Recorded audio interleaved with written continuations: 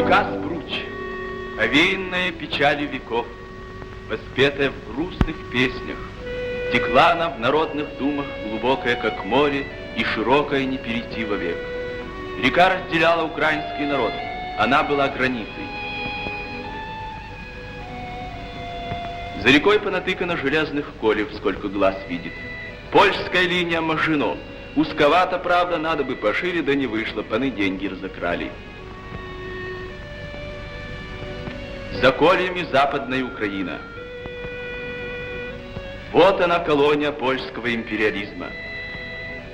Покроенная на узенькие полоски, бесправная, неграмотная, оборванная польская рабыня. 88% земли в руках помещика и попа, 12% у крестьянина. Тяжелые подати, многочисленные штрафы и экзекуции. 60% детей больны рахитом и туберкулезом. Крест.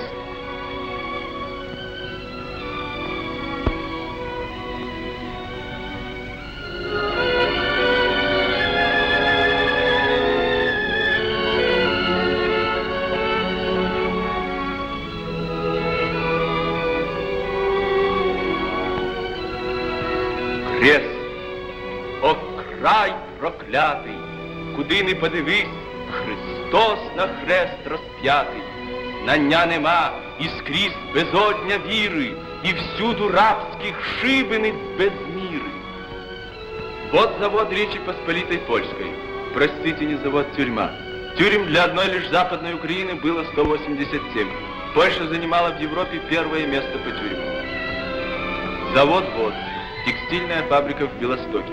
Хотите верьте, хотите нет. Если мы не потопим этих людей в крови, они отторгнут у нас несколько провинций. Для этого населения сверху донизу нужно учинить такой террор, чтобы у него в жилах застыла кровь. Писала польская газета «Речь Посполита» после многочисленных восстаний трудящихся Западной Украины и Западной Белоруссии против польских панов. Люди бежали в леса, в горы. Много потекло крови, много сожжено сел, много замучено по тюрьмам и лагерям.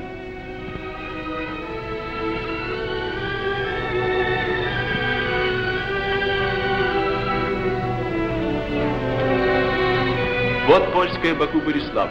Кто поверит, что это современная добыча нефти в Европе? Лучшие предприятия паны вывезли из Западной Украины и Белоруссии в Польшу.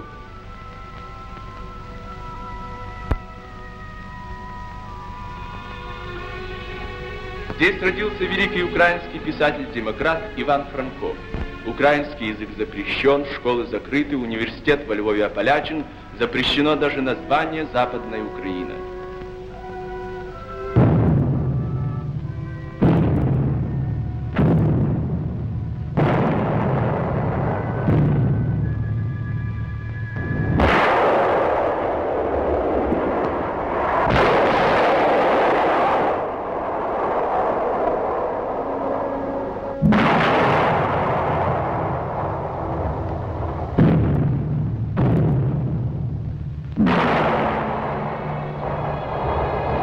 Выполняя волю английских империалистов, польское правительство втянуло народ в гибельную войну, и через 10 дней искусственного польского государства не стало.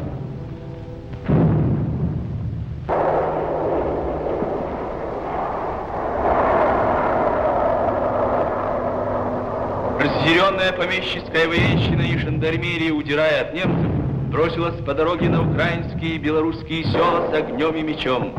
Кровавый ужас стоял над нашей западной землей. Казалось, пришел ее последний час.